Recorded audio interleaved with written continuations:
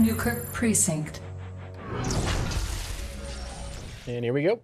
Down in the bottom left-hand corner of Newkirk Precinct, the Red Protoss player leading 1-0, representing Team Root. It is Puck. No spin for Puck. There it is. What's up? Quick one. Can you spin the other way? I can, but I don't want to press the wrong button. Okay. You know how to busy yet, Kev. You're getting close. Maybe second best observer in A. Down in the bottom right, Puck's opponent, the Blue Zerg player. It is EG's Jaedong. He gets no zoom or spin. There it is. So Puck did a great job game one of choosing a build and executing it and achieving a victory. But we were talking in the break that, you know, maybe some of the fault, maybe a lot of the fault, maybe all the fault lies in Jaedong's inability to set up a good flank. He had like 170 supply. It is a massive, massive Zerg army. And had he taken half of it and attacked Puck from behind, does that fight go differently? It's kind of hard to make that argument because, you know, anytime you split up your army and you fight all the Protoss army with half your Zerg army, you're putting yourself in a difficult situation. But I think above all, I really think the first time, if you would have fought immediately before like the additional warpins on the high ground near the Zelnag watchtower, like, okay, he's not gonna completely cross the entire army there, but I do think he would have taken out a lot of sentries, and then instead of stalkers, Puck might have to warp in sentries again. Either way, it was just a really, really well executed build by Puck that kind of caught me off guard, and apparently caught Jaedong off guard as well, because there was a lot of power in that pushback. It looks like it wasn't going to work, at least to my untrained Zerg eyes. But he made it happen.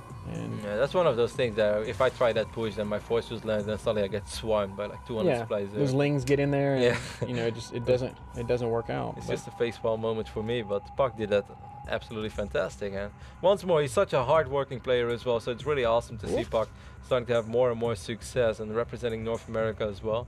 And above all, you know, he's not complaining too much about, oh, we have no opportunities anymore, and he's just training a lot and trying to get as good as he possibly can, and it's working for him, at least now. It's nice to see a North American player making a real true push.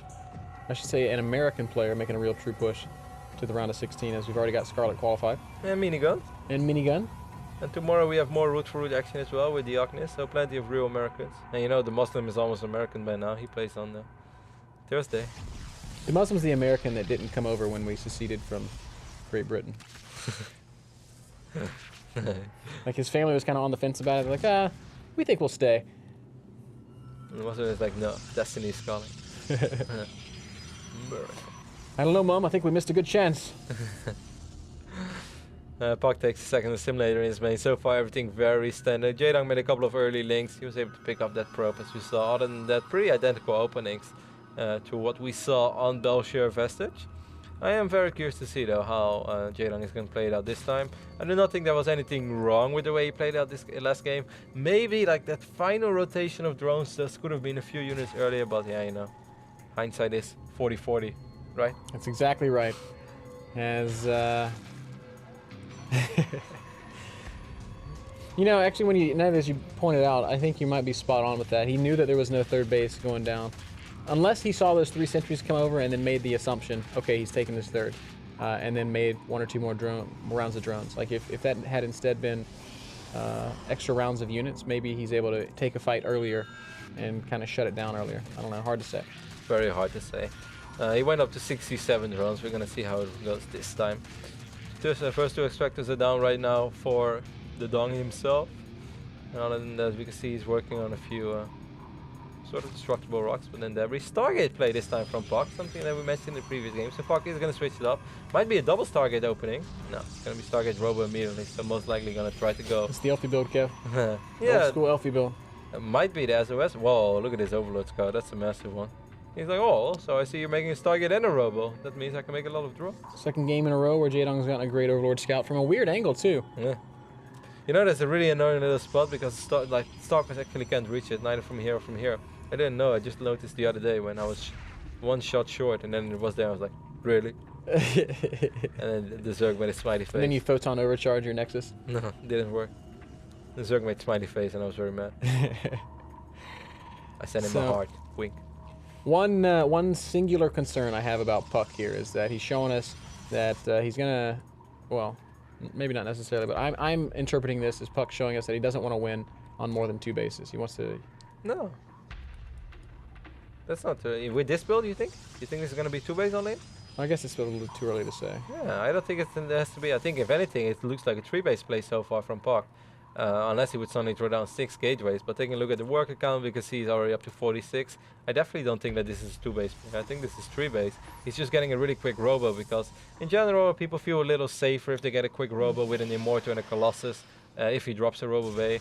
But he hasn't built an obs, man, and he's gone a Immortal is what's kind of throwing me off a little.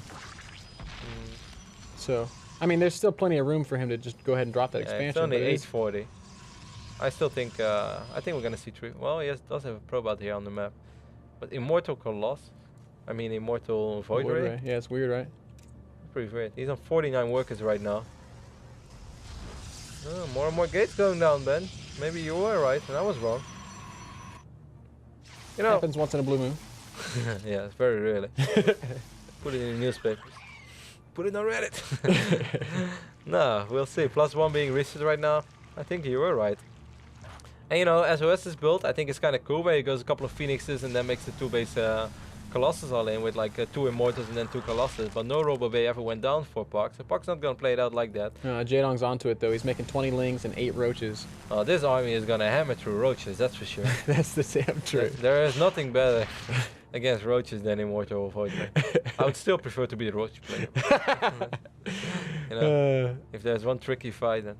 Careful, Puck. You don't want to lose those sentries. Those are going to be very important to this eventual push. I think Jaedong is pretty confused. And of course, those Void Rays make it a little bit harder. Look at that Changeling. Getting pretty good scout of Great that. Scouting, man. He's been constantly checking for a 3rd base. He's His overseer's going to be again. made to check the top 3rd.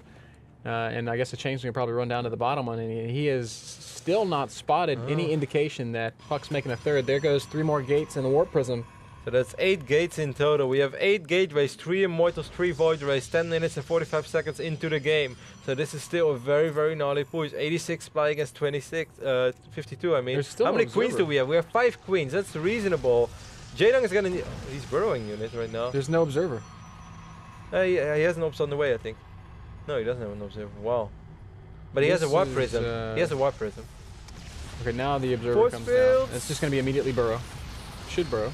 Doesn't want to reveal burrow? Kind of burrow already. Okay, observer is on the way right now. Meanwhile, we see a couple of Roaches break through. I saw those Roaches, but I didn't expect them to break through. It's going to slow down a little bit. On the same time, we see offensive forces going down. Will it be enough for Jaedong? Puck might be a little overextended right here, but the Queen's not able to engage on the Void Rays. The force fields do go down. I don't know if they're good enough, though, as... He's wow, still it up looks like he's just supply. going to swarm everything. Are dealing a lot of damage right now to the sentries. More and more links streaming in. Just crushed it. Wow. Shut down. Not only LeBron James shuts down. I feel like this is the exact opposite of what we saw in Game 1, where Puck was infinitely patient. This time the run-by made him freak out, and he has been dunked on in heavy fashion. So Puck is now sent back to the drawing boards. What you going to do now, Puck? I don't think he has an answer to this next I'm not attack. sure if he has a wall up yet. Okay, he has a couple of sentries, so he's still going to try a couple of cannons going down. We see the Hydralisk going down immediately for Jaedong. Where are the Void Rays? You still have 2 Void Rays, but he's going to need more and more and more sentries. Zerglings almost streaming through. With the Void Rays, he's going to be able to keep his 2 bases at least for now, but Jaedong not taking too much damage. You see big Warp Prism warping in the main base from Puck, but Jaedong is pretty on top of that as well. And above all, he has a lot of links. Oh, Warp Prism goes down, so... And links are very good. Really well played here by Jaedong. He's done it. He's done everything right. Zealot's really good against Zerglings, but unfortunately Jaedong has way too many Zerglings. It doesn't matter how good the Zealots are. And I guess this map is also a little bit harder to do push like this. Like, he tried to find a good position where force shooting is easy, but when you're that far on creep, excellent cruise for it by Jaedong. Sure, not the entire map is covered, but the most important spots were covered. And the fact that he took his 3rd base over here as well made his life a lot easier. The Roach run-by was really the key to all of it, because first thing it did was it caused Puck to freak out and look away. And of course... force a couple of defensive warp-ins. Yeah, force defensive warp-ins, and then the second thing Jaedong did there was he just jumped right on that army the second he thought he had an opportunity. And Would you just great play. would you feel disgusted if Puck now just like macros up on 3 bases and wins? Yes, I would. Would you Zerg hard? I would just walk away. I would full-time World of Tanks from now on. Isn't that what it is already? 46 probes right now for popping for Pucking, and 66 drones for Jaedong. Spire going down as well, so eventually we could see a couple of Corruptors in the mix, like this burrowed little Zergling. Gives Jaedong an excellent feel about the map. More Void Race. Oh, you know, the 25 Hydra. Dude, Jaedong's maxed. He's just gonna march across and win. We might see 4 Zealots being dropped in the main base. Great attention to detail here by Jaedong, leaving just a couple Hydras back at home to pick off any attempts at Void Ray harass. The Zergling flank is already in position, and here we go, man.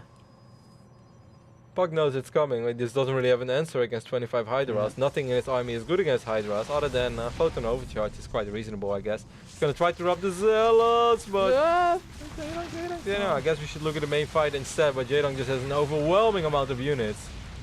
Nexus is gonna go down. What is he focusing? I don't think he's A little bit of everything. Now he's gonna hit the Nexus. Killing the Mothership Core, killing some Void Rays. He's still not killing the Nexus. The Nexus will finally fall. Jaedong is still up 70 supply.